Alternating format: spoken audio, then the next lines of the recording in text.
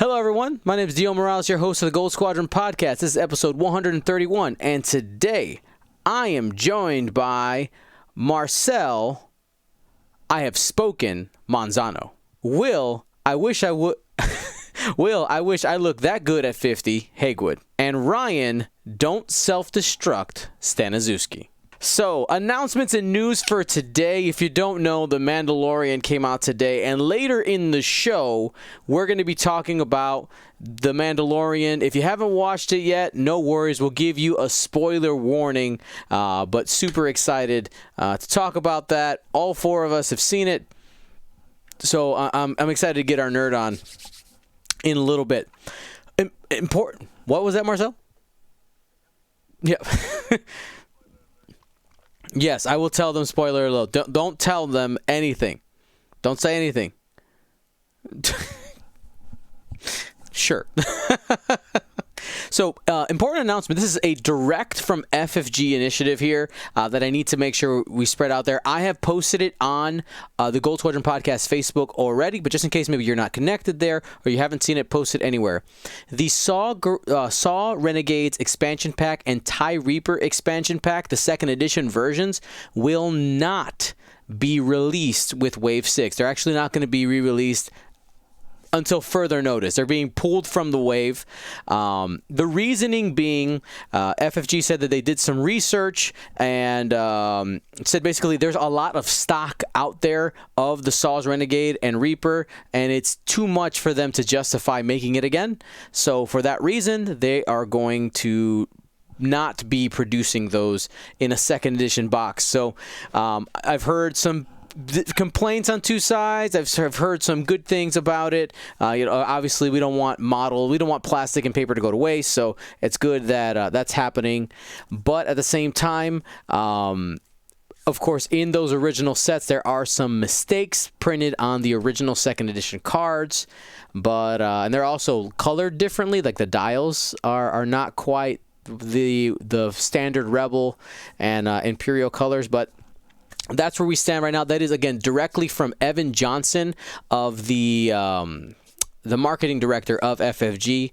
So that's that. Other information here, some more information from him. If you guys saw this actually was posted on Reddit as well, and this was for community release, that we have release dates for some upcoming products. So November 15th, so this is just in a couple days. You might be listening to this on this day. The Sea Rock is going to be released in its second edition packaging, and then the Imperial Raider and the X-Wing damage decks for the different factions are going to be released December 2019. So maybe in time for Christmas, get those stocking stuffers for your X-Wing Secret Santa parties. Then the Houndstooth, the Interceptor re-release, the Defender re-release, the RZ-1 A-Wing, all of those are going to be coming sometime December 2019. Now, when they gave this release to content creators, I will tell you that they had the Imperial Raider and the damage decks on a separate line from those. I don't know if maybe that's because you had just like standard like re-release ships versus like epic and new stuff. I'm not sure, but maybe they're not even coming out at the same time, but we don't know right now. Then the Never Tell Me the Odds and fully loaded those boxes. So I believe Never Tell Me the Odds is the guys. Is that the rocks and the bombs? Is that what that is? Right, because there's three different boxes. There's the rocks and bombs. The hot shot aces is the pilots, and then fully loaded is something else that I'm forgetting off the top of my head.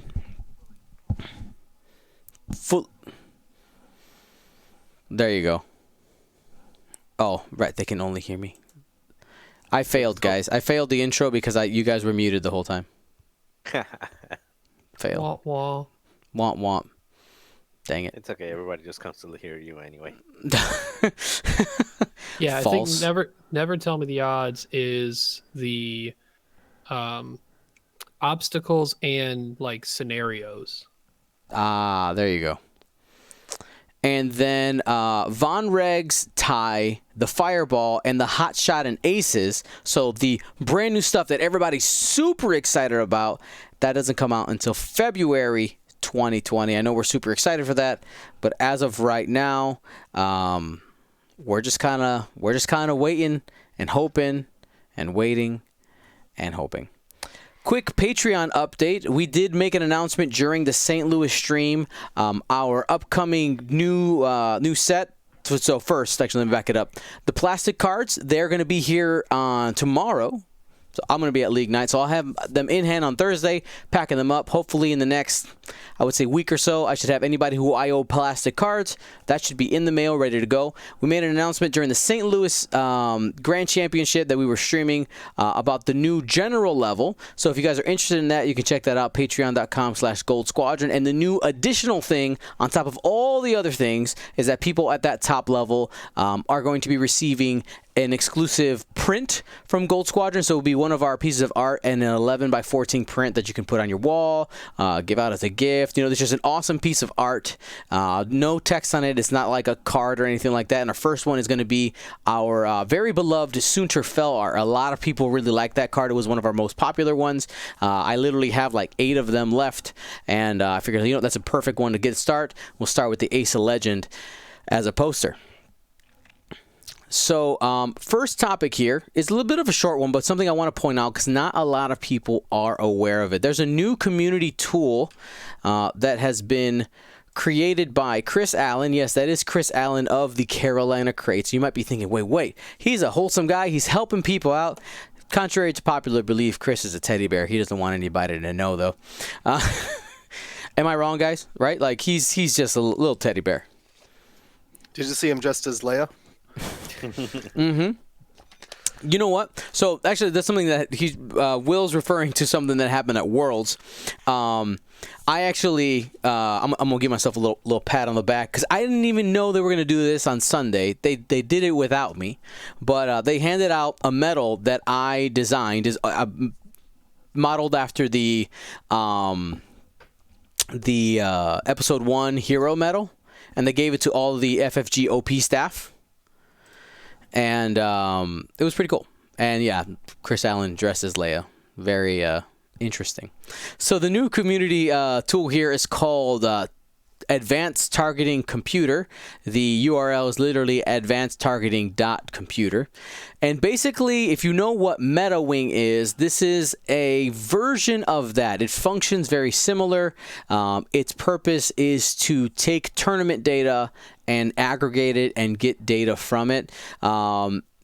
I think one of the most interesting things about it, rather than just pulling all of the information in List Fortress, right here, Chris talks about here, currently data is used from tournaments in List Fortress with at least 20 players where 65% or more of the players have lists entered that took, and then after July 10th, 2019. Upcoming is going to be a way to pick what dates you're looking at, but I think that's really important when you're looking at this because sometimes List Fortress can be skewed. Not List Fortress. MetaWing can be a little bit skewed because it's just taking all the data and dumping it in. And what Chris is trying to do here is trying to refine and try to actually get real data out of it. If you're watching at home, I'll try to describe for those of you who aren't looking. Basically, you have currently 3 different tabs available. You have pilots, upgrades, and faction. And it gives you a way to sort them. So you can sort them by number of lists, so you can see how popular a certain pilot is. Just to be clear, if for instance you have a list with vultures, let's say the Trade Federation drone, 6 of them does not count as 6 for a list. It counts as 1. It also has the average bid, which is really helpful when it talks about data, average Swiss rank in tournaments in which that pilot was a part of a list, the cut rate percentage, how many matches, the wins, the cut matches, and cut win rate. He does have an about section where he gives you really, really good definitions of what all those things mean if you don't know what we're saying. And he has that same breakdown for both upgrades and also just some cool stats here when it comes to factions. Kind of just shows you how each of them are performing. Just wanted to get that out there. Really excited to see this tool develop. He's going to be continuing to add different things. And when we have a chance, I'm going to be talking to Chris and having a little interview with him and kind of talk about how we can best utilize this tool that he's made. But right now, I want to get into our first topic, my friends.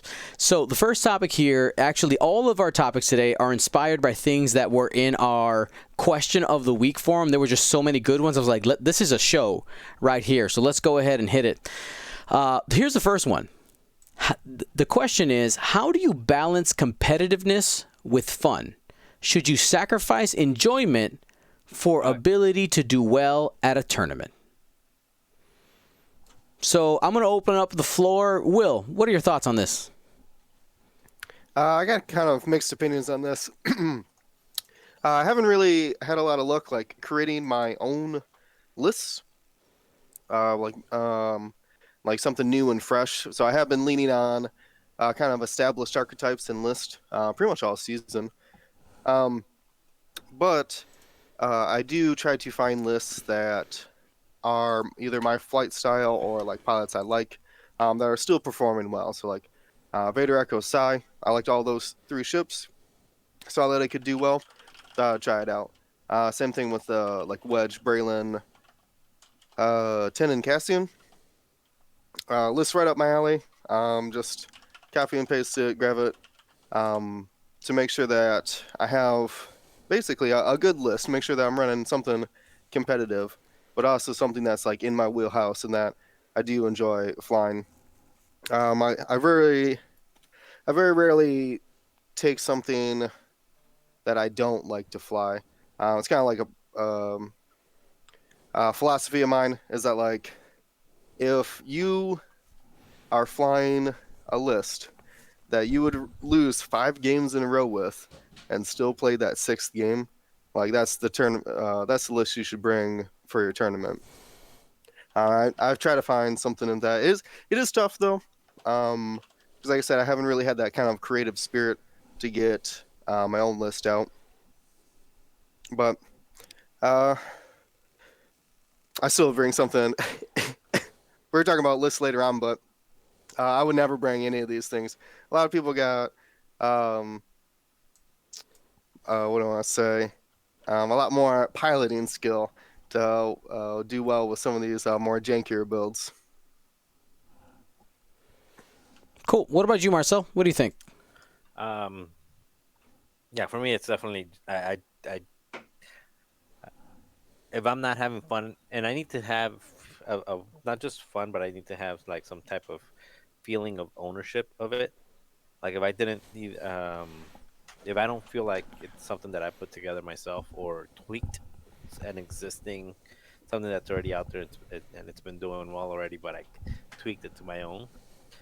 I two things. One is I won't have as much fun with it as I as I think I would, and two, I don't think I would do as well with it because one of the things that I've talked about a lot and I talked about this in the Minox Fly Butter in well, I guess it was Minox at the time in the Minox podcast one when they were doing like one of their how tos is putting together something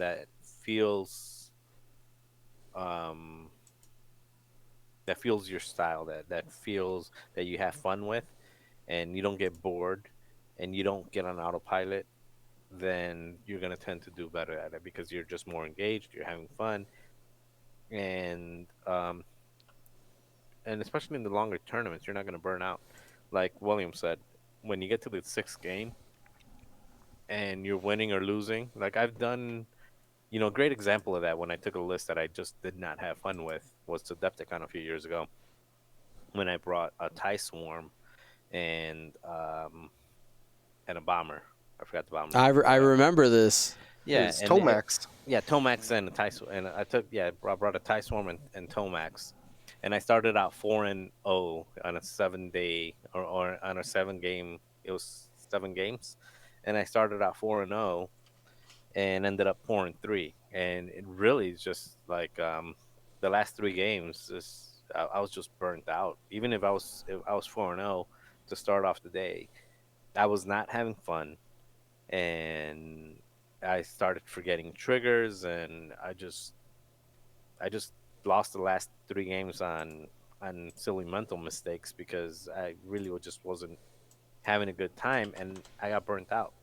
We talk a lot of we talk a lot about bring get enough sleep, bring some water, drink enough water, grab some snacks, make sure to keep your energy up, because when you're playing 6 games, and especially if it's a 2-day cut and then you're playing 6 one day and 5 the other, you want to get that endurance up. I think part of that also has to do whether with the list that you're flying.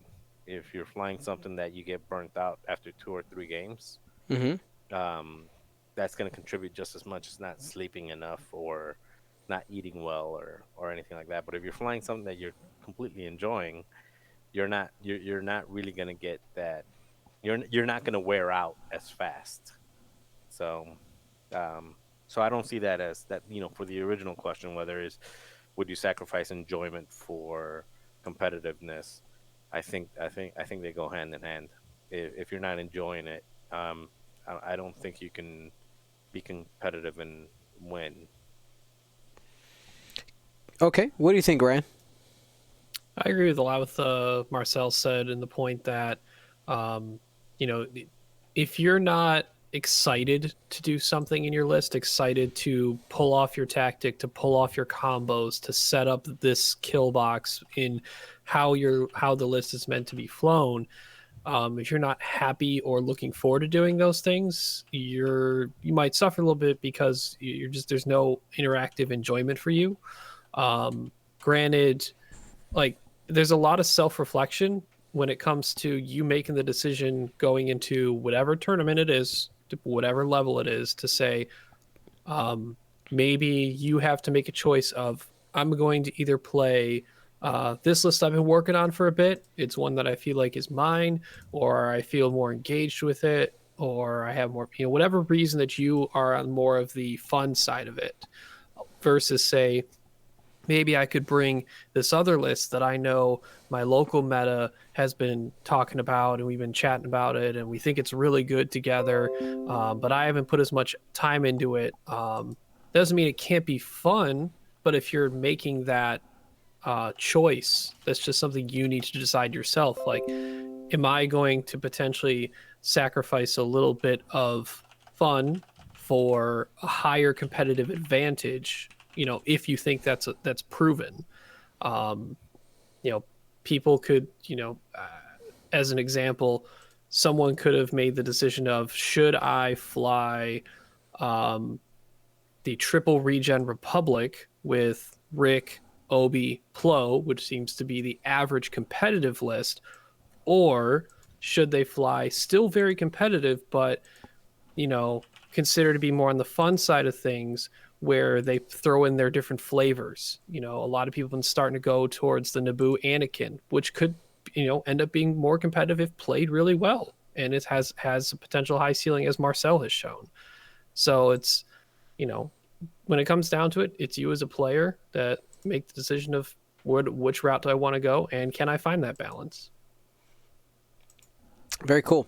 Now, I'm going to play devil's advocate just so we can look a little bit on the other side of the coin, because I definitely know there are some people out there that will make the statement something along the lines. It's like, what's fun for me is winning.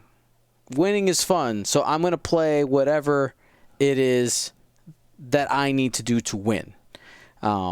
I don't think that's the best attitude going into it, as it is a game. We're trying to have a good time.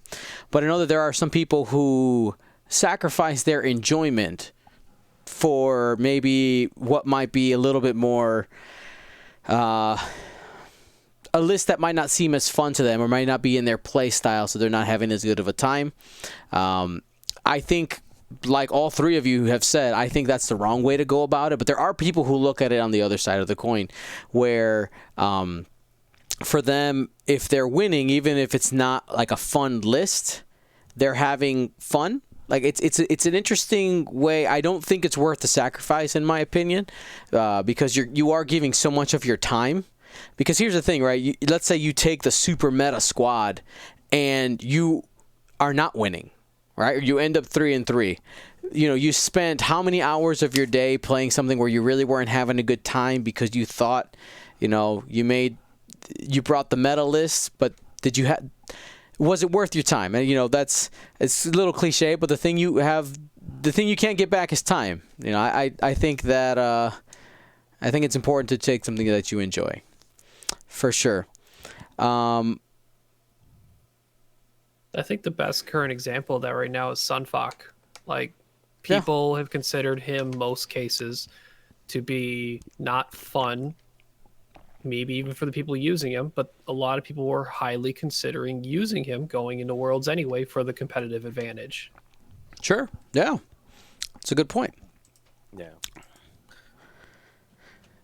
Anything else on this that you want to hit on, Marcel? Sounds like you got something that you want to get off your chest. I was just thinking about Sunfac. Actually, I enjoy the Nantex. I've been, I actually only flown Sunfac once, but I actually enjoy Chertec and the other Nantex. I enjoy like what they can do and all of that. But I don't enjoy it in a tournament environment for some reason. I feel dirty, which is kind of weird because I used to fly stuff that as the crates used to say, takes agency away. And I still kind of do with triple regen. It's not fun to play against triple regen. Well, I think you're asking. It's a different question versus you versus. I mean, the point of this game is to win for sure. But I think that's a little bit of a different way to go about it. Yeah, but it goes back to the fun. Like, I have fun with it at casual and just for fun, just to get the triggers out. I don't have fun with it, or I don't see myself like having fun with it at a tournament and having that be my thing. So at the end of the day, fly what you think you're gonna enjoy.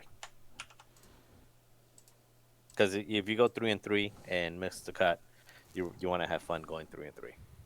Yeah. Mm-hmm. Absolutely.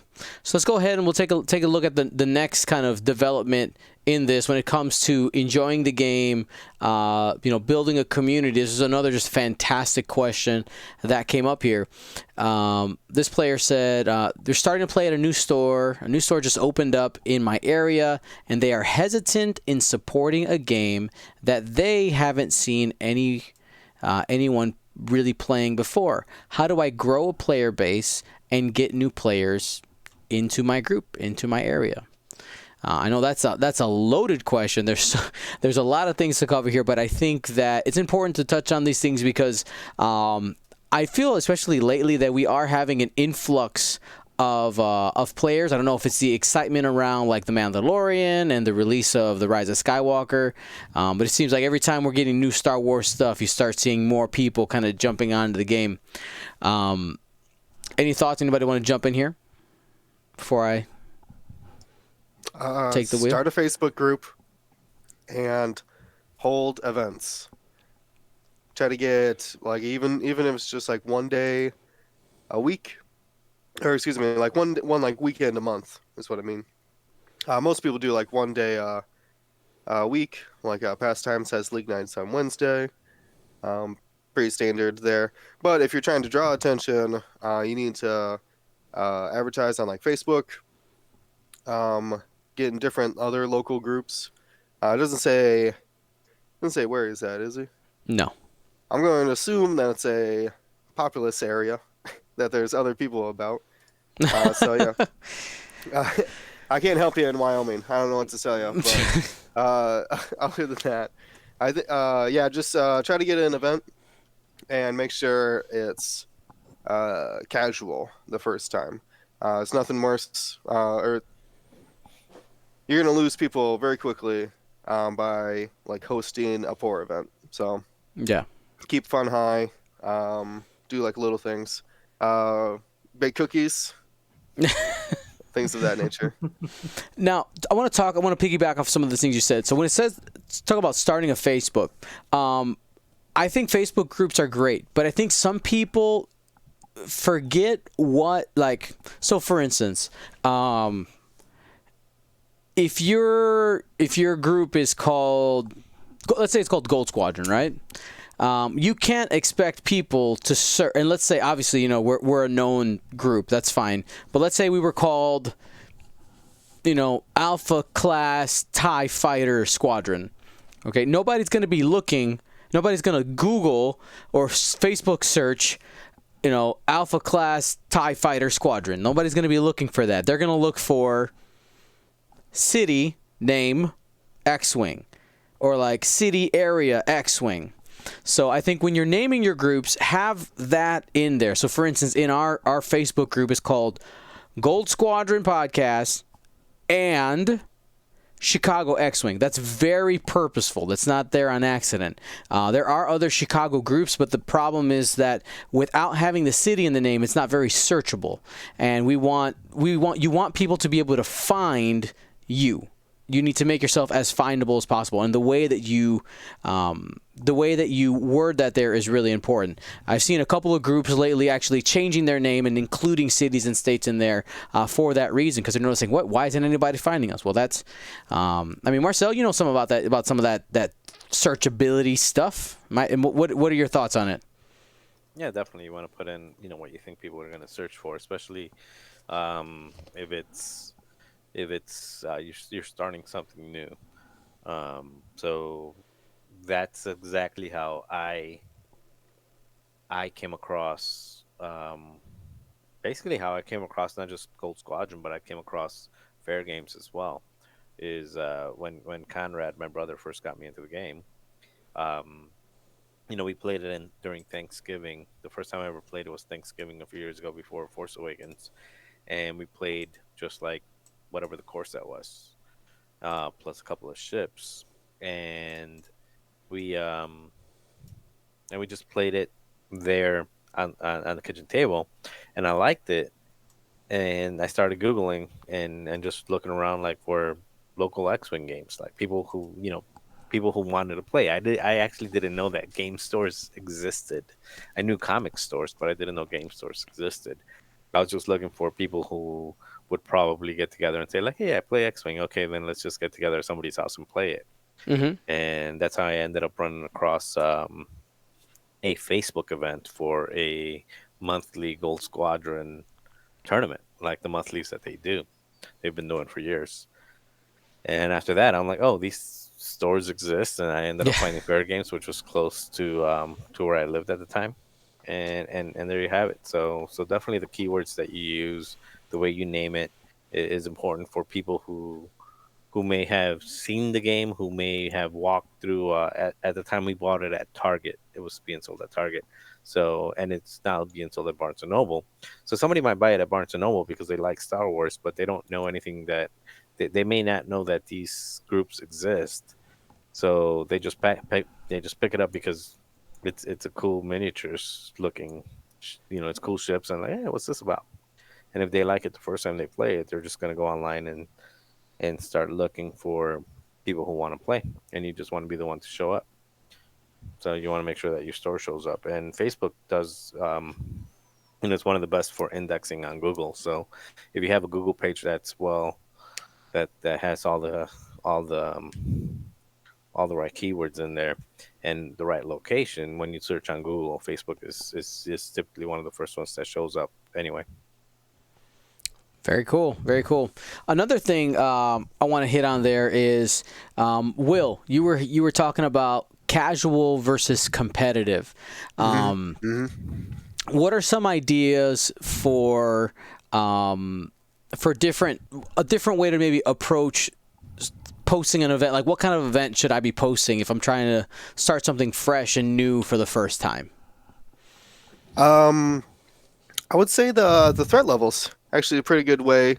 Keeps even the most kitchen table of us being like confident going and like bringing a list, right? So they don't have to like, is this optimized or whatever? Just bring the 8 threat. Super easy. The other thing I would say, actually, honestly, Aces High has been really popular. Yeah. If you only can get like say 5 to 6 people at your event, just play Aces High for a couple hours. I've been having a blast with it, and I think FFG posted the rules. If not, They have, yeah. yeah, they have. So that would be a great way to do like a really small event, because like 6 people is really hard to do like a round robin or a Swiss or anything like that. You kind of need 8 people to run like a Swiss 3-round Swiss tournament. But so yeah, I would go with, like I said, threat levels or Aces High or Mario Kart if that's what you're into. That's really fun as well. So actually, Trentosaurus Rex is the one who asked this question. He's actually in the chat right now. He says he's in an hour outside of Brisbane in Australia. So we're not too familiar with Australia, as we're all 4 of us are Americans. But we know that there are, obviously Australia is huge. I don't know where Brisbane is in compare to like New South Wales and Sydney, but I know that there are some pretty major X-Wing groups in Australia, and there's some really, really good players out there. Ryan, I'm going to bounce something off of you. What are some ideas? 'Cause one of the things here, he said he's having trouble really like connecting with the store. You got any ideas for him for trying to like relay to the store what he's trying to do? So I've actually, with my local store, have been the go-to guy for helping set up events and keep in touch with them and get ideas for events that could be made, created on days, and setting up the weekly stuff. So the big thing is just have an open line of communication to that one or multiple people at the store. Just say, hey, I'd like to get this going and started. These are my thoughts. And just talk with the store back and forth. Explain to them, like lay it all out. Like, here's the prize support that's available from FFG. This is the kit that I'd like to pick up. Like when a new kit comes out, I immediately send a link for that kit to the guy at the local store that I work with. Say, hey, can you keep an eye out for this when it's coming out? So that way we have nice new prizes for our player base that we want to build up a bit. Make it simple, like on our weekly nights, we just do $5 to buy in until they pay off the whole kit, and then go prizes from there. If the store feels like they need to have the players pay for the space they're using that night, depends. Certain local game stores will have their own policies with that. And then in terms of dishing out prizes, don't always feel like you're super restricted to like what the kit tells you to do. Mm-hmm. With the seasonal premium kits, when they just give you those alt art cards, I've been just using those as like participation each week, just saying, hey, here's a big stack of alt art cards and everyone's getting this card this week here. And then we use the regular rest of the kit stuff to maybe dial out first place, second place, and go from there. And even, if the store maybe doesn't want to buy into a whole kit, maybe say, hey, why don't you check out these other shops on Etsy or online that do custom stuff? Maybe they'll offer a bundle for you a little cheaper, and say, let's try it with these guys here. Maybe offer something customized for people instead of just the normal FFG stuff, to give the players a little bit more special experience too. Absolutely. And now with just starting out, one of the things that I think is really important is that if your intent is to start a community at your store, you need to be at that store. You can't expect for the store to buy in. And again, I'm not saying that you're not doing this, Trentosaurus, but it's just kind of giving you and anybody else who's thought about doing this, the idea is that you need to be present for a long, like you need to show them that you are the guy before the store buys into you. Because in order for them to use their time, manpower, and resources to help you build a community, they need to show that you are, this is perfect, dedicated, okay? That you're dedicated and you want to build a community. Once it's off the ground, you can quote-unquote take weeks off, but really it takes time, because you never know when's the day when somebody's going to peek their head in and look for X-Wing, and if you're not there that week, if the store shop says, oh, it's on Wednesdays, and then nobody's there, that person's never coming back. That's just the reality. Because already it's, even though, you know, games are a very social aspect, this world of like miniature wargaming, which is we're kind of like a subset of, takes most people out of their comfort zone for their social groups, right? Because usually you're used to, you hang out with either you people you work with, and that's usually about it, or any other social things, like if you go to a church or have other social things that you're involved with, like to go. I remember the first day I went to Pastimes to play X-Wing. I was like, this is interesting. Okay, I told my wife, I said, I'm gonna go play board game. I think there are people there who are gonna play this game with me, I think. And I walked in, and there were people there, and that, like, I was sold. But if you're not there, it's not gonna happen. Of course, when it comes to like supplies and things like mats and all that, just bring your own, at least at first. Now I know our store has bought some for us that we just have there at the store. But bring your mat. If you have like card tables, what we use at Pastimes, because our store is a big Magic store, but the store got us a bunch of like science boards. They fold out. They're what are they? I saw like they're 3x4. Is that right? The what? The boards. They're 3x4, right? 3x. Yeah, I think 3x4. That sounds Yeah. about 3x4 or 3x5. Yeah, they're like the science boards.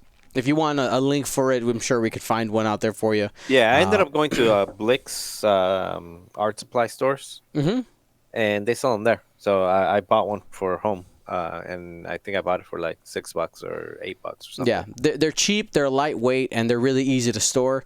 And that's one way to always have something there so that you can play or just bring it along with you. It's not super heavy. But that's one way to start. And if you have a friend, for instance, who you play X-Wing with, one way to really get a community started is like you and your friend. Yes, you could play in the basement or on your kitchen table, but take that game to the game store and play it there each week. And all you're waiting for that one person to walk in the room thinking about X-Wing, and you start playing. Now you have a third person. It builds slowly until it's a snowball. Like I would say, like right now at Pastimes, we're pretty self-sustaining. Whereas like if I'm not there on a certain week, because I've become like the de facto leader of the group, it's okay. Like the group is not going to fall apart. People are still going to play X-Wing games even if I'm not there. But that's been for, with Ron really starting it years ago, right? It's been quite a few years, so it takes time to get to that point. And also, another thing is there might be. I would check within a certain radius, whatever you're comfortable and willing to drive, there might be a store somewhere near you, maybe a little farther than this local store, that already has an X-Wing group. So, in my opinion, while I'm sure you go over there and you throw toilet paper at theirs and then bring them over to yours. You could do that, or you make your life easier and just become a part of that community.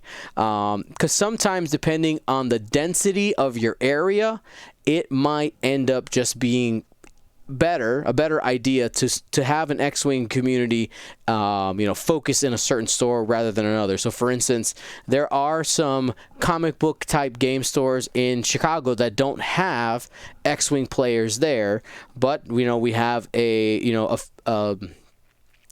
what's not the density, but you have a group of players at certain stores here and there around the city and the suburbs where players have decided this is where we're going to meet and congregate. Proximity. That's right. Yeah, proximity. Any other thoughts on this subject, gentlemen? So a little bit of a tangent on making sure prize support is well set up. One small, and this is more for if you've built up your community, but there's still some new people coming in. You don't want to like jade them a bit with how prizes go, because we've had some experience of like getting some new people in, and if we keep doing the 106 every night, and if you don't reward all the players, and especially the newer players more, they're less likely to come back since they're new. They're not going to perform as well as some of the more competitive players. in our hyperspace trial that we hosted, normally when people do like raffle tickets for like raffle prizes, they give the raffle ticket to the winner. We did the opposite. We gave it to the losers because and it was cool to see, actually watch the interaction happen, because the winner would come bring up the report slip. I'd give the winner the ticket to say, can you give this to your opponent? And it was just this weird sense of camaraderie to have someone give the other guy the prize. And it just, their demeanor felt like better. Like I watched it at a table. It was really cool to see. And hey, the math worked. Most of the new players actually got like new expansion ships at the end of the night, because the season players don't need more ships, realistically. So, and they were all really happy. It was great to see. That's awesome. So, Trentosaurus, hopefully we gave you some ideas there. Obviously, building an X-Wing community is really important to all of us, as without the community, we are nothing, right? We can't play with people if people aren't playing this game, guys. So, super excited about that. Now, next topic I want to hit here is this weekend we had a ton, I mean a metric ton of grand championships that happened all around the world. We're not going to go through every single list. We're not going to break down every single player. What I wanted to do is hit each of us, pick a list that performed well, that was maybe a little bit different than what we're used to seeing, and maybe off meta or like a meta altered list that just kind of that did well, but and you're like, hey, that's pretty neat. That's pretty neat. So we'll go ahead and Will, take the wheel. What's a list that happened over the weekend that you thought was just like that's cool? Sorry. It's definitely Old Para's second place finish in Poland. I don't know what he calls it, but I'm calling it Avenger Assemble. And it is a first order pseudo swarm. Let me pull it up here. Actually, can you pull it up? Oh, look at that. So you're already on it. I got you, fam. And Trentosaurus, thank you for the sub, man. Hopefully all that information helped you out. Hit us up if you have more questions. All right, so there's a couple things I love about this list, but let me break it down. It's Avenger in the TIE Silencer. Will, wait. What's that? What? I know. This is no one's. There's some serious secret tech. Avenger. That's the name of the pilot.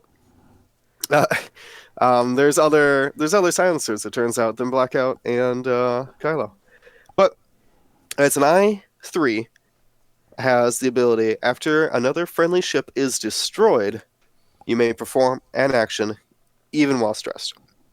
Now, that ability is secretly good because it has no range, and the silencer chassis has the auto thrusters ability built right in, which says after you perform an action, you may perform a red barrel or red boost action. So you can come up, you can focus, one of your other ships dies, you grab a target lock, and you barrel roll in for the shot on the person you target locked.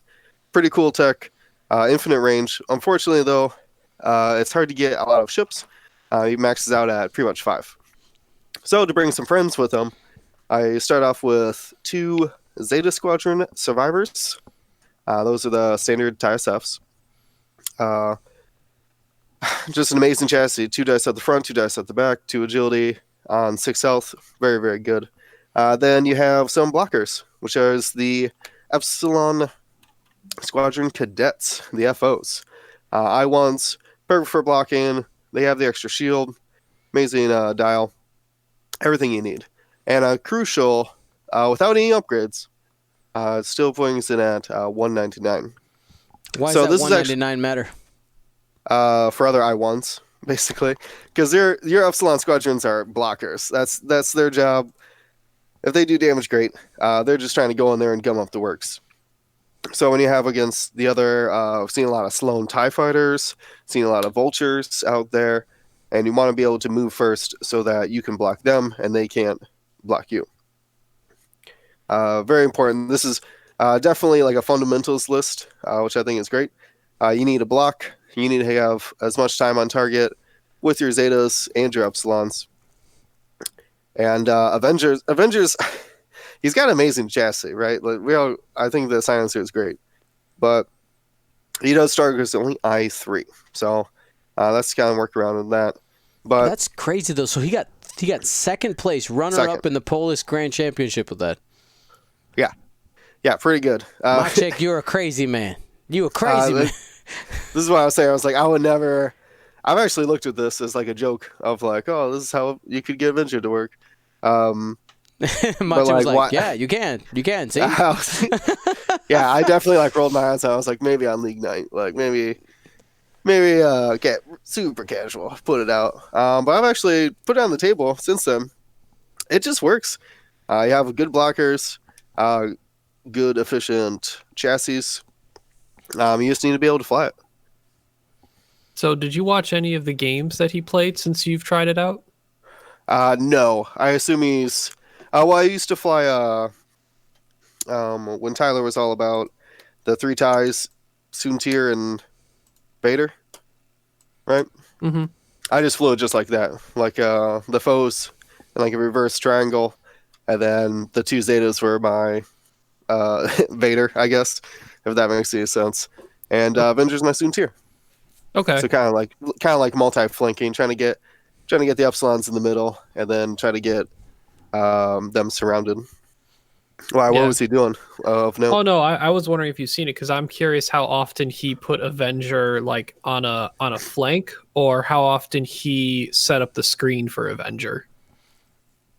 I think you had to offer up the Epsilons, like the Typhos, just so that like you can control where they're shooting. I mean, the Zetas aren't slow, so they can keep up with Avenger a little bit. I would be putting Avenger on flank. His ability has no range. Like, could you imagine? Someone's got a bunch of 4s, right? And they shoot their last 4, and it kills a Typho. And Avenger can just like, well, I'll just boost into range and barrel in for a shot. Like, that would be outrageous. I think that ability is very good. Unfortunately, though, it's only going to trigger 5 times. Right. Well, hopefully less. That means you got to. That means you're definitely winning if it's less, right? Right.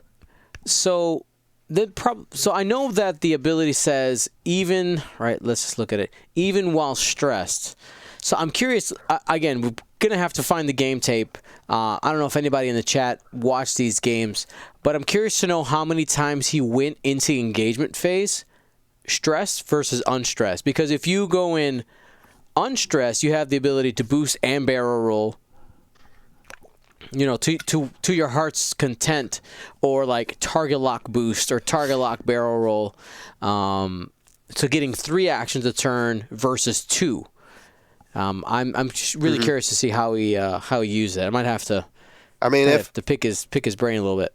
In the right situation, you could block somebody. Their whole team just kills somebody before I3, and you can then barrel off of them to shoot them. Shoot them in the face. Like, just be like, my foe's just gonna target lock. Actually, it's at 1 health. It's fine. I like it. Cool. Anything else you want to talk about this list, Will? No, it's just I don't think it's like too crazy because we've been seeing what was it, Kylo, 2 Zetas and 2 Epsilons do really well. There's been a lot of variations of that, like Quick Draw, a couple Zetas, and a Scorch or so. All those kind of been floating around. So this is just like, well, how do we squeeze in a 6th ship? All right, because you're going to lose one. This is what's going to happen. You're going to lose one. Go to 7, all in on generics. 3SF, 4 cadets. The name pilots are weighing us down the whole time. That might be the secret to First Order. Everybody thinks First Order's bad. No, you're just not using the tech. Not using the tech. All right. I mean, it sounds very first orderly. Just using your peons, like go die and I'll be better. Sounds right. Right up their alley. All right, Luke. Sorry, I was about to read the player's name. All right, Ryan. You have a list here. What are we looking at, man? So this is from Lukas Galanka, I believe. It went top 4. Another Polish Grand Champion list. Number 3 overall in Swiss, going 5-1. Not sure what the name is, but I'm calling it the Smug Hive Guard because Count Dooku is very smug. And he's using Dooku as a pilot in the Sith Infiltrator with Sense and Jamming Beam, the all-important Jamming Beam. And 3 Stalgazin Hive Guard Nantex ships with all Ensnare. So 3 Ensnare platforms.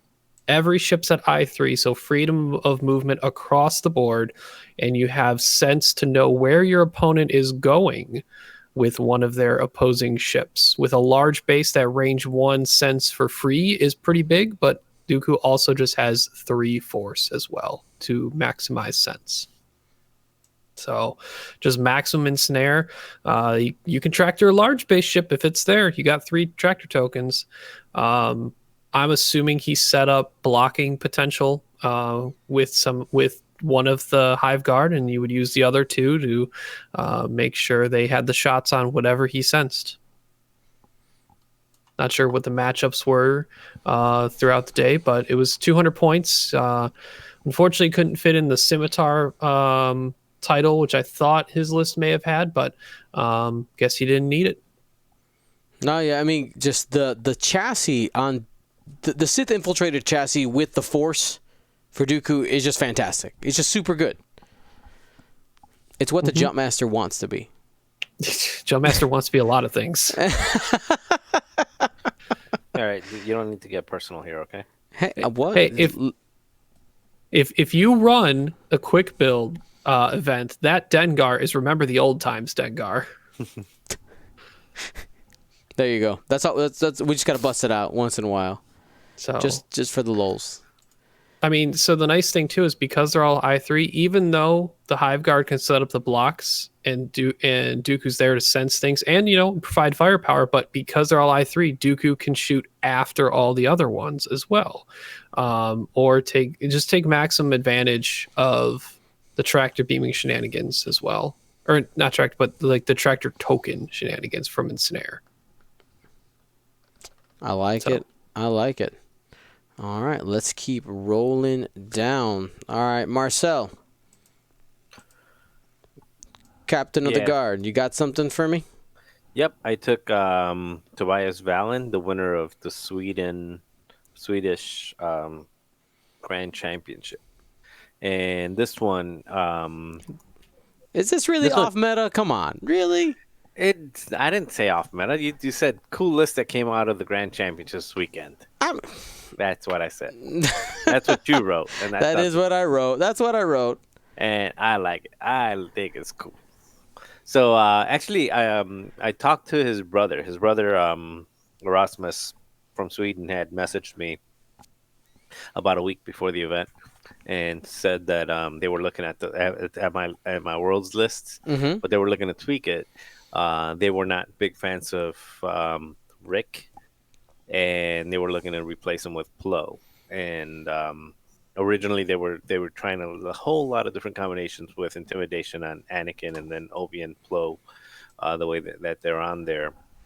And I had suggested to drop intimidation because they're probably not going to use it, and a different torpedo. They ended up with this, and obviously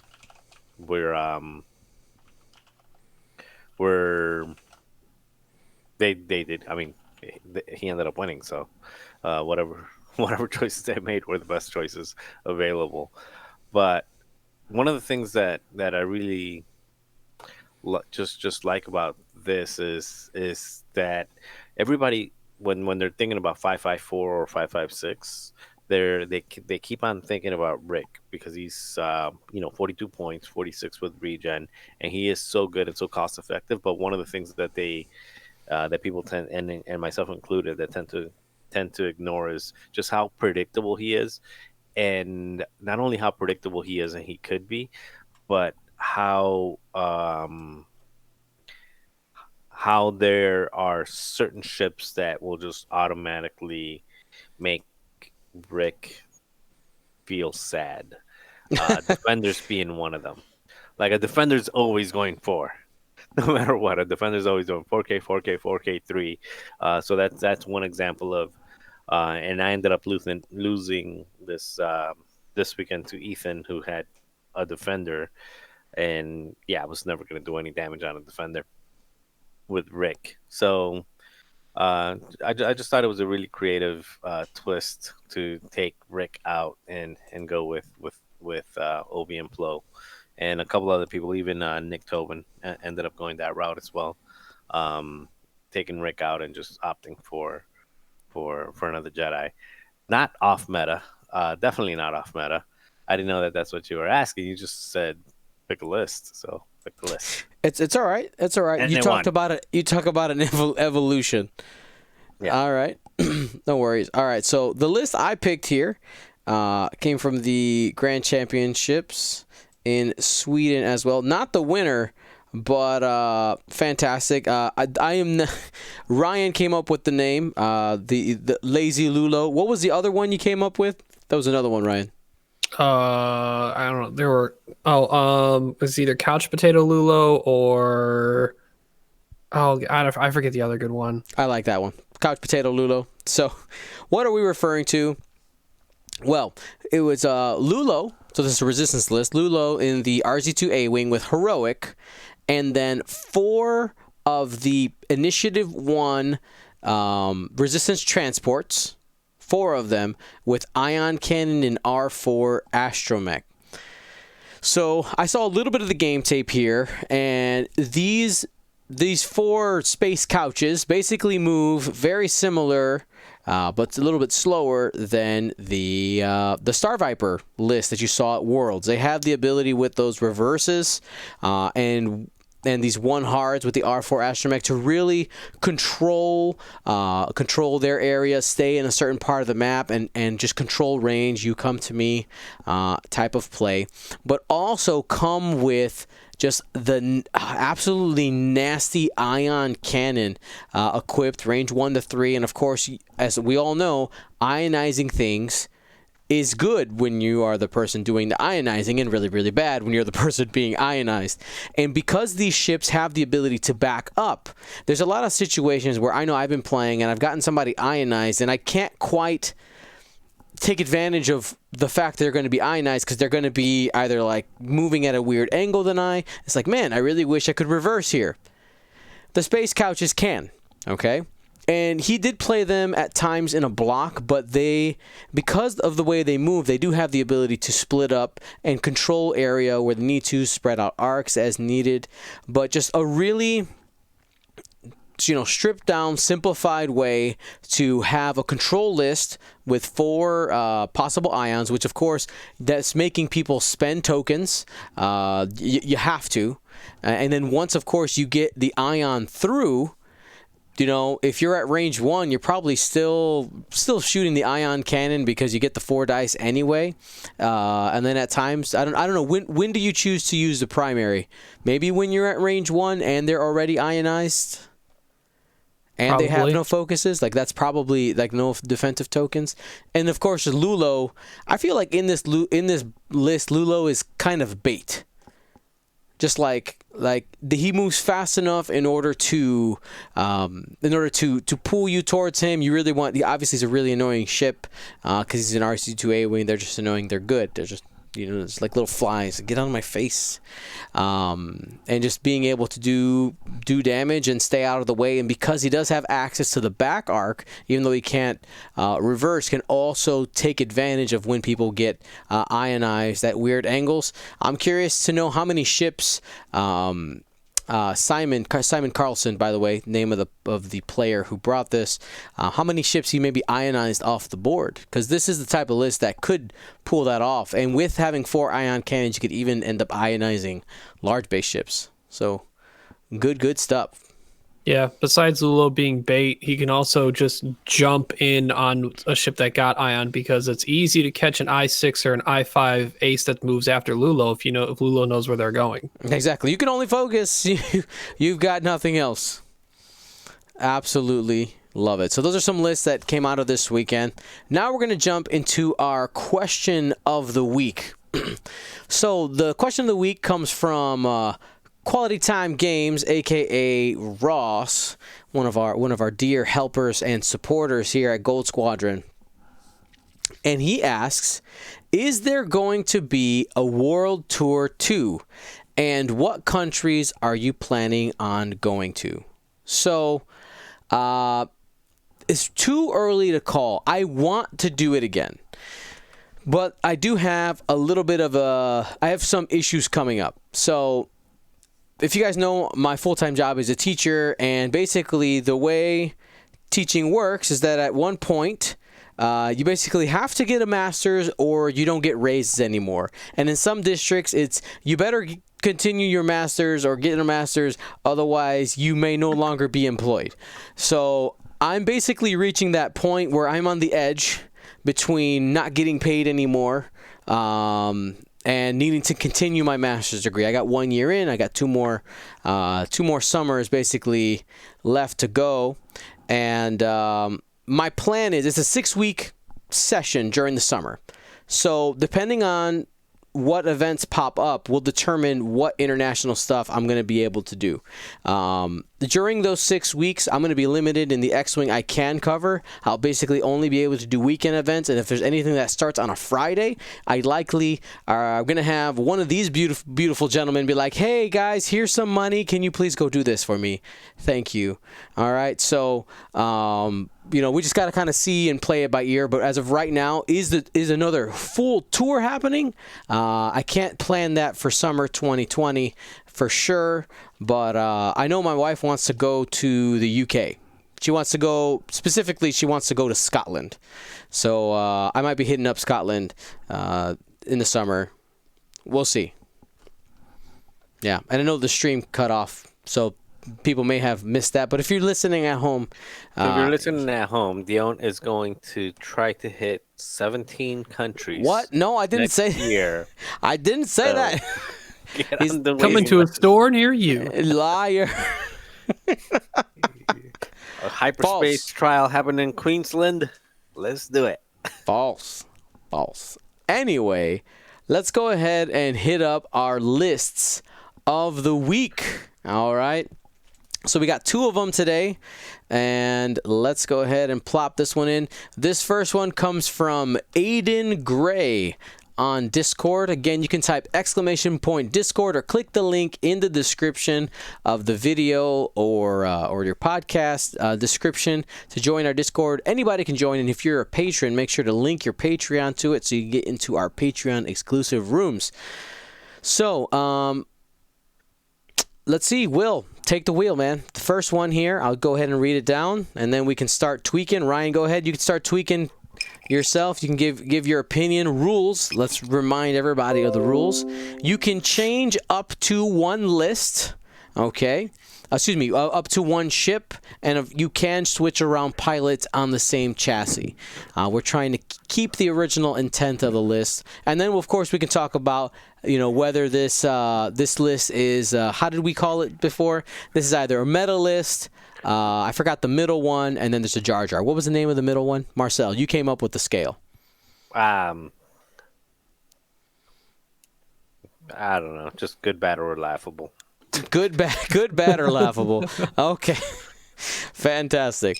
So the list here contains 4 ships. It is of the Rebellion. It starts with a Blue Squadron Scout. That is the Initiative 2 U-Wing with Leia, crew, and Zeb Aurelios, and the Pivot Wing config.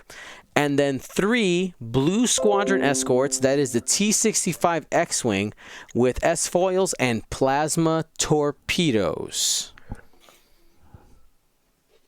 Well, So there's a lot to break down with this.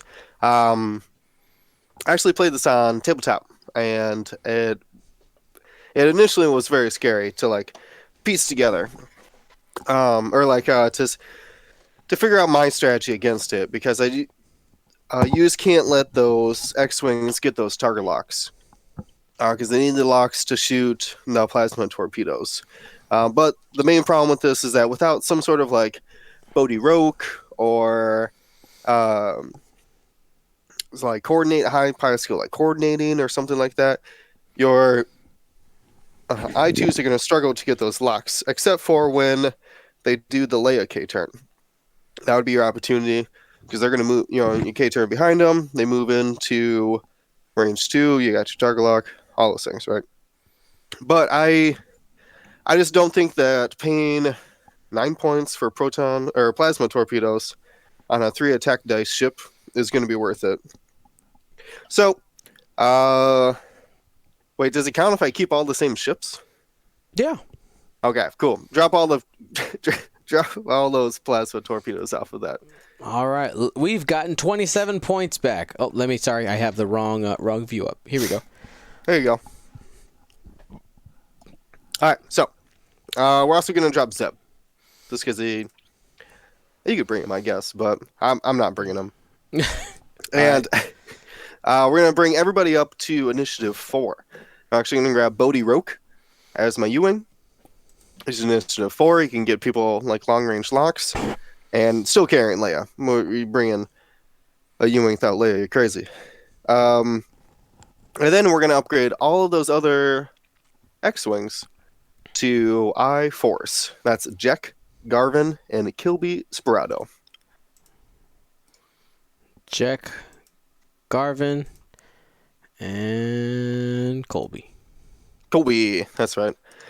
So you got a couple points in here. You can actually go up to at that.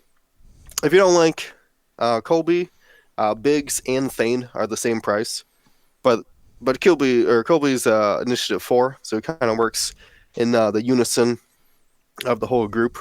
But yeah, and then slap crack shots in everybody. Slap it on. Slap them on. Slap. That's how you're going to get your extra damage. It's much more affordable to just bring crack shot than it is trying to get plasma torpedoes to work.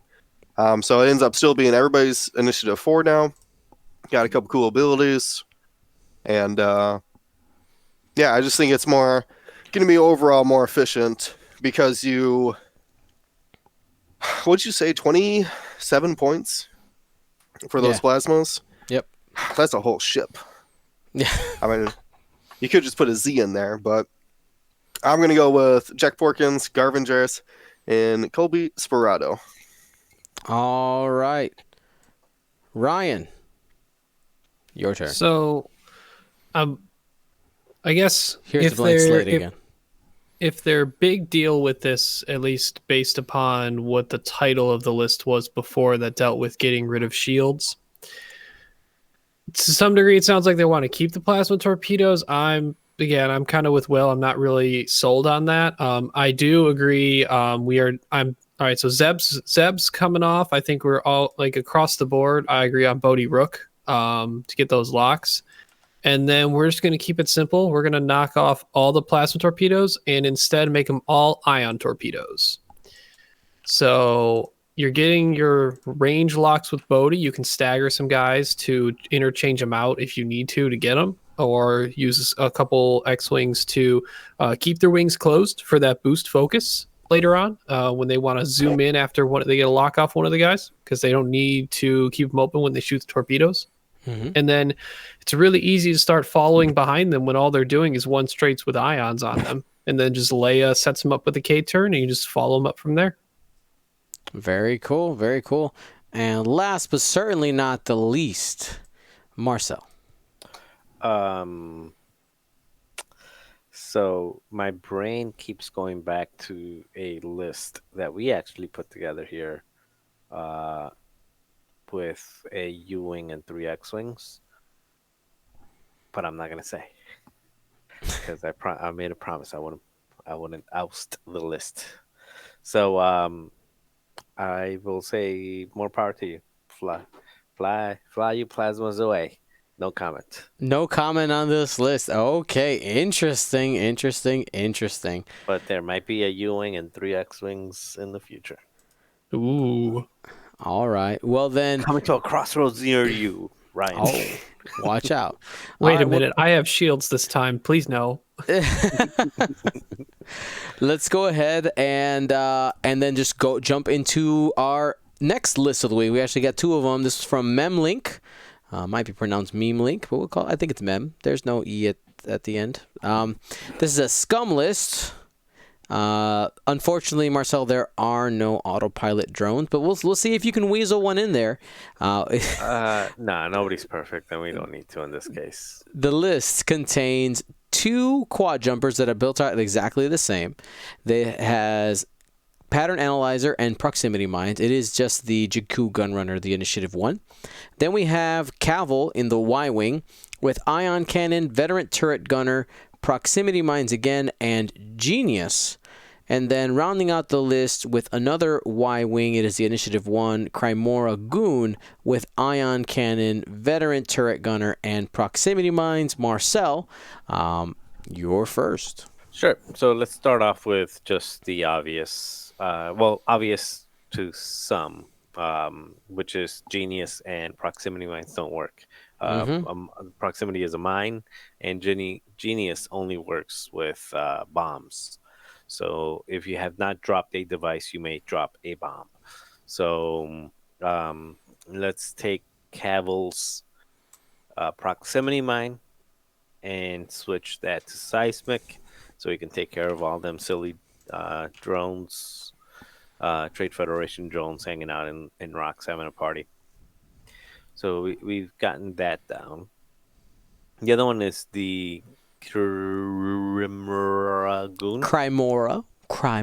And same thing with her. I'm not a big fan of that either. So let's put some seismic charges on Crymora as well. And then that opens up some points. And with those points, take one of those Jakku runners and turn it into Unkar Plut. And throw a cloaking device on Unkar as well. Sneaky Unkar. Yeah, make that Unkar not be able to hit. And actually, you know what? Let's up it up a notch. Let's switch him up to Constable Zubio. Yeah, let's do that. So what are we at now? You gotta find 2 points. You're at 202. I got it. Drop that seismic from that Kimura. That Kimura, she's just fire fodder anyway. So there you go. You've got Constable Zubio, which can drop a bomb in front and in the back. Actually, you got 1 extra point. Perfect. So at the mod slot, put in the delayed fuse. On Cavill? No, on Constable. Oh, on Constable. Yeah, because Constable's ability is that you can drop the device in front of you, not just behind you. So you can drop the device in front of you, fly right through it, and then the ship that's chasing you can. Actually, there shouldn't be any ship chasing you, but still, you can. For example, what you can do with this specific loadout is you can drop the mine either in front of you or behind you, and with pattern analyzer, do a 2-sloop or a reverse maneuver, and then tractor someone into the mine that you just flew over and use a delayed fuse on. So that gives you a lot of range to be able to.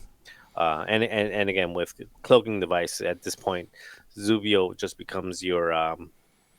He's permanently tractoring someone and giving the other ships the shot, ionizing.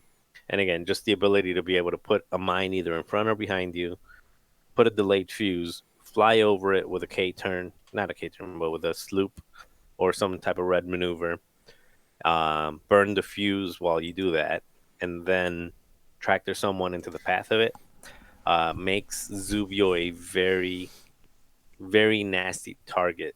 And everybody's going to try to kill Zubio, and that gives your Cavill some more Crymora and other Jakku Gunrunner the staying power to be able to do, because all of these ships on their own they they'll probably pop pretty easily. So, I think it'll actually do pretty well. I mean, it seems like a lot of fun. This seems like something I would want to put in myself and just play with. I mean, I've flown with that Constable Zuvio loadout a few times already. I usually pair Constable with a couple IGs, but it's definitely a lot of fun. And just for those who don't know, and I don't know if just as a reminder about the cloaking device, is that what it's called? Cloaking device? Is that even if you roll a focus, you can choose, depending on where you're positioned, you can choose to decloak and decloak in a direction where you will fail your decloak, and you end up keeping your cloak. So that cloaking device is actually very flexible. So even though you got 2 charges on it, you can keep it open. You can keep it on as long as you want, because if you fail to decloak in it, if you attempt to decloak instead of just choosing to pull the token away, you can fail it and then stay cloaked without any. It's a good trick. Yeah. Does it work that way? Because on a focus assault, decloak or discard your cloak token. So if you fail the decloak, does it force you to do the or option? Nope. I've played it at tournaments where I've chosen the decloak instead of the discard, and I have failed. It's actually one of the questions listed in the forum FAQ section for FFG, specifically about that, and basically they said, "Yep, it works." Oh, cool. Yeah. So you permanently stay cloaked as long as you're anywhere within a friendly ship or enemy ship, or either actually anything, a rock, a friendly ship, enemy ship, or even the board edge. All right, Ryan. Your turn. So similar thought process on most of the list as Marcel. It's so what I find with this is the setup they're trying to go for with all the prox mines is we're going to ion you, we're going to track you, and we're going to put you in a bomb. Like any of those combinations, and we're going to put you in a bomb or two. And I think, well, the obvious thing, yes, Genius doesn't make sense with the prox mine. Instead of swapping out the bomb, I'm actually just going to get rid of Genius. And we're going to get rid of the veteran turret gunner on the Crymora Goon. Just give us some free points here with the rest of what I planned on doing. Cavill at I5 can maximize the double front arc shot, but I think the Crymora Goon is better off just widening its arc for more potential threat area on the board and kind of sweeping across on the side. If opponent goes after the I1, it's on the side sweeping its ion across the battle instead of just going straight up jousting. And then with those extra points, gonna make one of the Jakku Gunrunners into Constable Zuvio. And then giving all 4 ships delayed fuses for maximum flexibility, so that if you're in the scrum and you need to drop a prox mine on one of your own ships from any one of them, you can do that and then just turn it off immediately, and then get your way out of that more difficult situation to make sure you're dropping the bomb on your opponent. As it leaves a few points left. Oh yeah, so I might be stealing Will's thunder on this one a bit, but because it's one of his favorites. Will's like, no. But this one is it about always hurts going last. this is about board control and denial area. So if we want to maximize that, we're going to throw Tobias Beckett on the Jakku Gunrunner, and we're going to throw a crack shot to round it out onto Cavill. And there it is. 200 points. Ta-da. All right. It. Very nice. And version number 3 coming in from William Haywood. Has all your thunder been stolen, Will? No, I'm actually going a different route than Constable Zuvio. Oh, interesting. There is another. I want to drop one of those gun runners. Just gone. Boom. Delete it. Gone. Get out my face. Get rid of that Genius too. Don't need it. And we're going to squeeze in a Skurg. Nice. I was thinking about this. All right, cool. Soul Sixa. And she needs her own ion cannon and proxy mines. I think we're a little over. About 12 over right now. Yep. Yep. So yeah, dropping the veteran Terra Gunner off of the Goon. And ooh, is it hard to say, but I'm actually going to drop off the pattern analyzer off of the Jakku Gunrunner. I don't think you need it. Lies. It's dirty though. It's so dirty. I mean, I just don't think that, like, so the one bank reverse and the two bank reverse, unless someone was behind you, you're not going to attract beam there. And I guess the sloops, but I don't know. I don't think you need it. Also, I think that Jakku Gunrunners is going to be priority target number 1. So try to thin that up as much as possible. And I actually have a point here. So, ooh, but I don't get the Tobias Beckett, which is unfortunate. So let's take delayed fuses on the Gunrunner, because that's the one that's going to be up first, in case it accidentally needs to drop it on Cavill or something. And there it is. You still get 8 proxy mines, 3 ion cannon turrets now, and the tractor beam. And Cavill's no slouch in this either.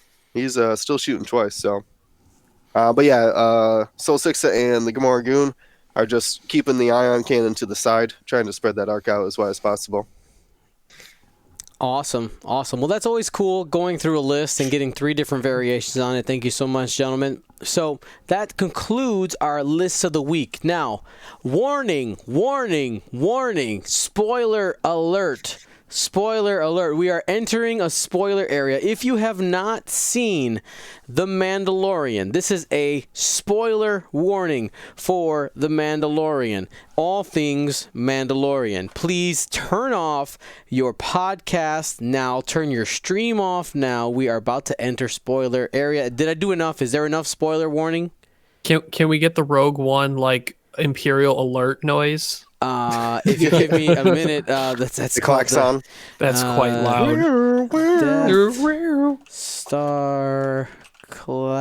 How do you spell klaxon? It's got an X. Alarm. Let's see.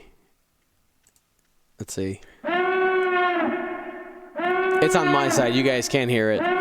This is a spoiler warning for The Mandalorian. If you've not seen The Mandalorian, please turn off your video audio stream now.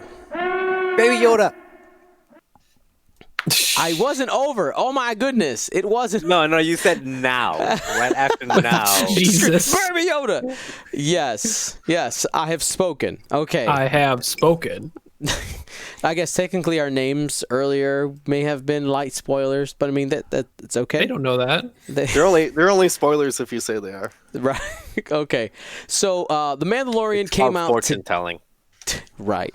Came out today, and each new episode will be coming out every Friday until, I don't know. Do you guys know how many episodes there are? I don't actually know what that is. Ooh, I just saw somebody. Schedule goes out to chapter 8, but I don't know if that doesn't mean it's going to be it for a season though. Okay, I just want to know when I'm going to be sad. That's what I need to know. When can I have my pint of ice cream ready to be sad? Rebels on there? Yeah, Star Wars Rebels. Everything's on there. Even Resistance is on there, which I've been meaning to catch up on season 2, but it's not on there yet. I have never seen any of the Star Wars Rebels shows. What? It's so Watch good. it. Watch it. I've heard, but I've never seen a single one. And I've gone to Hulu and I've gone everywhere else, and I don't find it. Well, guess you have it now. It's all there. Right there. No. Okay. All under the plus. So, I loved it. It was great. Should we start chronologically? I mean, we just hold on. highlights everywhere. Hold on. We have the power here. So for those of you who are at home listening and not watching, you're going to miss out on a couple of things. I'll do my best to weave you a picture with my words. because with the power of computation, oh, we gotta mute that. We don't want it. We don't want any sound because of Disney. Yep, don't do that. Okay, and we can pull this into view here. Okay. So the biggest thing right from the beginning, I was just super pumped with this this intro style where they like flip through all of there's like the different masks that come up. Like as soon as it started, I was like, oh man.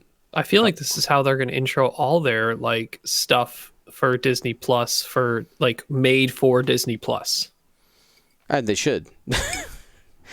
All right, so obviously we start here, with the scene in the cantina. This is a straight Western saloon scene. Love it. Oh my goodness, this chop right here, drag. Well, right there. Got him. I want to take a second to talk about the visual effects. It looks so good. Practical everywhere. Yeah, there's so many practical effects. I think like the Quarren had the most CGI, I think, out of everything. Like that squid guy's face. But just looks so good. Will, what was your favorite part? Definitely the what do I want to say? It felt very like in the Wild West movies. Those cities that only have the one road city, and then they have the shootout, the high noon shootout in the single road city. When the Mandalorian and yeah, exactly. When it was him and IG, I think 10 or 11, something like that. You ain't no butterfly. When they were doing the, like you said, very Wild West shootout at the town scene, that was my personal favorite. Just so much action and like keeps it intense. For a moment I was with them, I was like, I don't know how you guys are gonna get out of this. You're completely surrounded. What are you gonna do?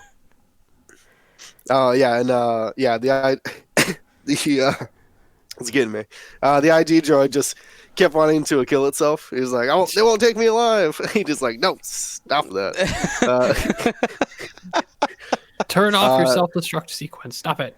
Yeah, he's like, stop it. We got this. He's like, cover me. And yeah, every time the droid was like, okay, I won't self-destruct. I'll cover you. That just got me. So that's by far my favorite scene.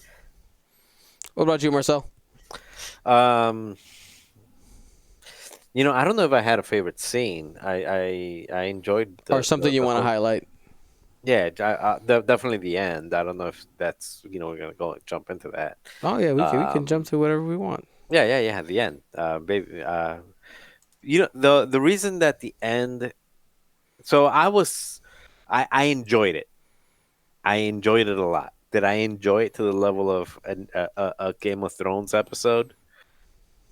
Probably not. It's below that level of production, and they probably the budget and special effects is not at that level. For a Star Wars production, based on some of the other Star Wars production that we've begun, which I'm a big fan of, by the way, I thought it was good. It was closer to Rogue One than it was the episodes 7, 8, and I don't know about 9, 7 and 8. But the reason that I liked this so much is just because what it means. Because what it means, it means Yoda had a girlfriend. No, you don't even know that's Yoda's kid. You don't know anything because I mean, what's basically no? Because if you connect, if he's 50 years old.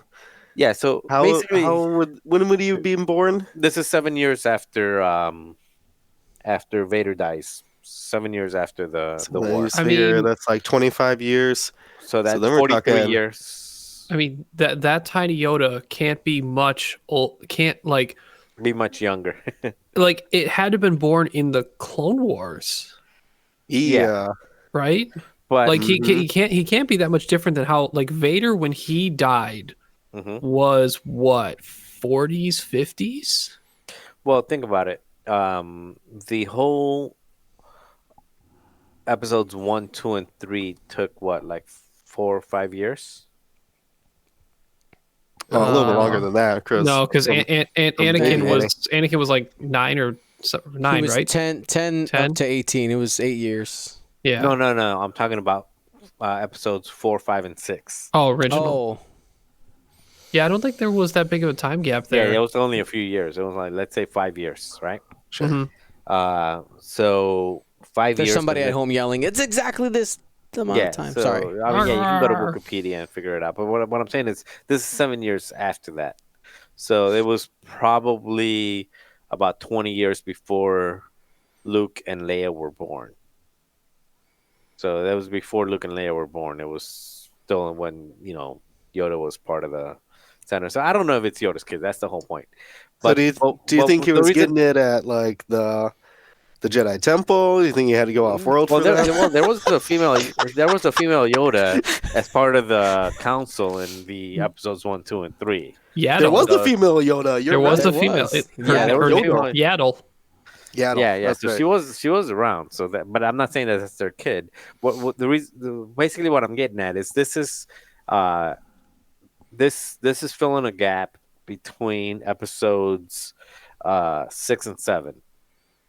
It's filling a 30-year gap between those two episodes, and with Palpatine's voice coming up, and the whole episode 8 being like kill the past, start new, and then episode 9 being like no, F that, we're gonna reinvent the past and bring back Luke, F is in force.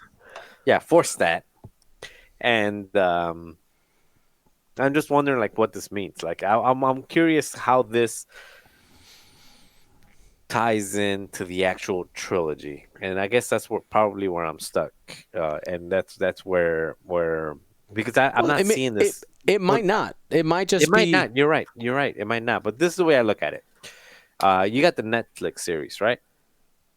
For Marvel and like the Defenders and Daredevil and all of that, right? Right.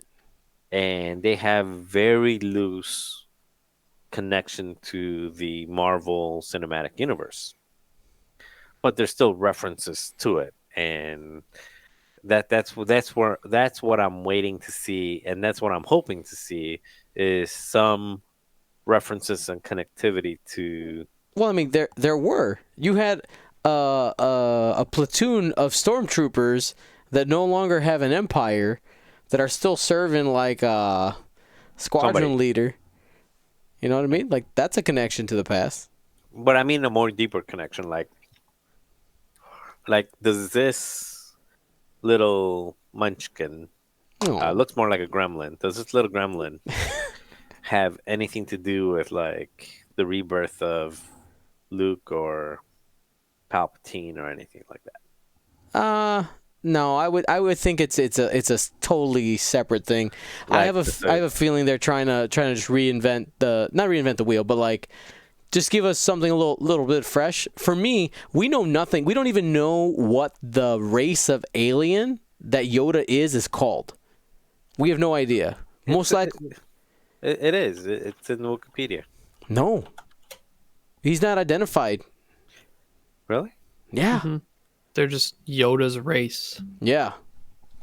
But there was a few of them, and they said they're all like force sensitive. I mean, maybe. Maybe that's where the connection is with the Force. Mm-hmm. All right, Ryan, something you want to highlight? I think it was really cool when they showed off the creation of Beskar with like Mandalorian armor. Like that like highlighted there. I'm probably pretty sure that a bunch of Mandalorian in general, not the show, but like Mandalorian fans, of like Boba Fett fans, people who love the KOTOR series that highlighted the Mandalorians in there, and I forget the group's name, but like the 501st cosplay group or the charity group. There's a version of it for Mandalorians as well. The Mandalorian mercenaries. Yep. Thank you, the Mando Mercs. Or, but like like the actual creation of an armor piece and like the metals really is highlighting this. So it's really, this show isn't just saying that like, hey, we're calling this the Mandalorian because that's what Boba Fett was, and this is a bounty hunter. Like, they highlighted a lot of bounty hunter stuff leading up to this in trailers and whatnot. There wasn't a ton about the actual Mandalorian way, but they highlighted that really early, and I thought in a really nice way with this scene. Because it actually shows like there's another Mandalorian, like a much higher or seasoned one, it seems, with their interactions. Yeah. There was a bunch of them actually. As he was walking through the path, there was like 5 or 6 of them in the hallway. Oh, were there? I must have missed that. Because I know the concept art at the end I thought was really cool, but like I saw there was another the shot concept of him like sitting down with another one. Yeah, when he walked through, there was a number of Mandalorians, and then there were a number of younger ones too. Okay, after they were in the hallway. It was just pretty dark. All right, and something very small I'd like to highlight is I immediately noticed that in this show they use the circle wipes to change scenes. Is that like what wipes? The transitions, they're like the circle ones. So like right here, this is one of those transitions right here where like, oh sorry, that's right here. Oh yeah, like where zoop, like that happens all the time in episode 4, 5, and 6, and also in the prequels. But in episode 7 and 8, they stopped doing it. They just use like current, like modern movie cuts. Like as soon as it happened the first time, I was like, whoa, ha, Star Wars. I just kind of giggled to myself. For myself, I figured this is a good transition just to talk about his ship. All right. Now, I know we don't have tons of information about it. We haven't quite seen it in action, but I'm going to give my prediction right now for what I think this will look like in X-Wing from what we've seen.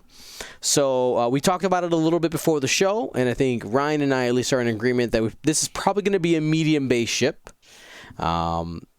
From the size, it's very similar. Is it the front in shape like the G1A, except the engines are more on top and to the side of it. Early on, when the Mandalorian has picked up his bounty, actually right here, you actually see him sitting in a crew chair.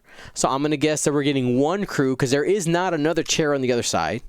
So medium base, one crew, forward firing arc because we haven't seen any guns that shoot out the side, at least not yet. Well, they could be rotating like the. It could be. Yeah, like the Slave One. I mean, maybe. It probably has a twin laser turret. Oh, triggered! Everybody's triggered right now. I'm ready for a TLT. I think a TLT is fine. Let's bring it back. And then, of course, he's got a huge hold with, holding all his bounties and stuff like that. We were jokingly saying that he can throw out some carbonite bodies out the back, so he can have an illicit for some rig cargo shoots. And drop the precious cargo. That's right. And maybe because, he has a large hold, maybe like not one modification slot, maybe 2. I don't know. That's what I got. So actually, this brings a question: like, how many ships outside of the VCX that were popularized? Well, actually, the VCX and the Rebel TIE Fighter that were popularized in not video games, but in like these side the Sheetha Pete series. Well, that's still connected to the. I mean, it's all Star Wars Rebels. That's where it come from, and then the Resistance, the Fireball, and Von Reg. That's 5 ships right there. And the TIE Advanced Prototype V1 Inquisitors. Yep. Okay, there you go. I just didn't know because I haven't seen Rebels, so I don't know. Spoilers. Dang it! We ruined it. All right, everybody. So there's an Inquisitor in Rebels. That's it, Ryan. I'm not watching it anymore. There's also Valen Rudor. You got to figure out who he is, man. That's right. He's, The most smug TIE fighter pilot. he's a bad pilot. That's all I know. False. He's quite False. He's pretty good.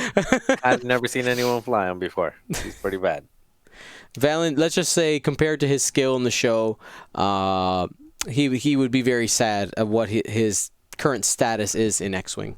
So But technically in canon, there is another ship that came from Rebels because a certain big admiral had schematics for it. I don't want to spoil it for Marcel now.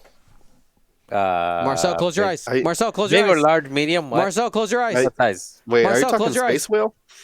No, space. Are you talking about the Lone Come on, let's get them Star, space whales. RV?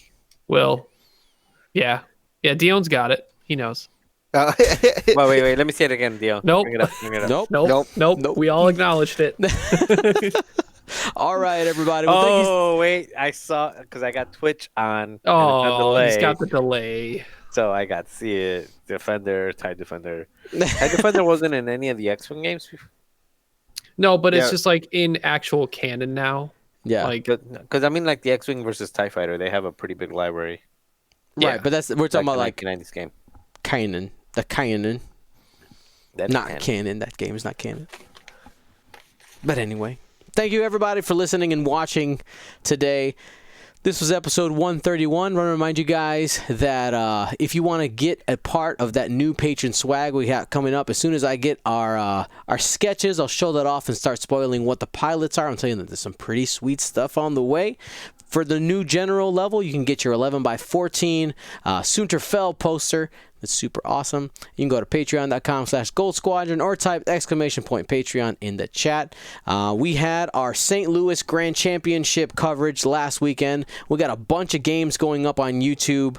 I think we're finally getting up the XTC games here in a little bit, because we were getting up Worlds. We even still have some World stuff that is still to be edited because of data management issues, but not a big deal. Not for you guys to worry about. Just make sure you guys are subscribed to that YouTube channel so you don't miss any of the action. So many games. The largest library in X-Wing right here, ladies and gentlemen.